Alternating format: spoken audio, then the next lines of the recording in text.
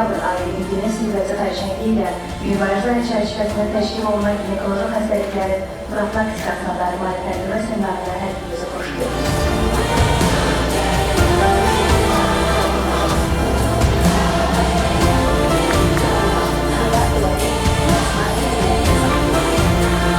Hörmətli həmkarlar, dəyərli qonaqlar, hepinizi salamlayıram.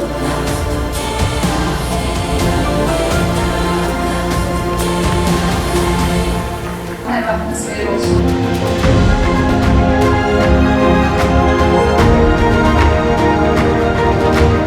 Kadın orada da sağlamdırsa, onun ruhu da sağlam.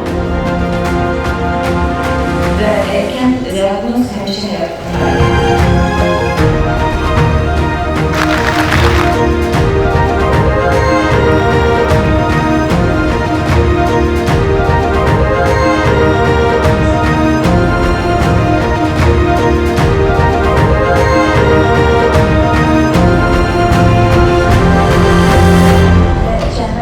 Sembolizə etdiyi ümid və mübarizəni daim ürəyinizdə saxlayın.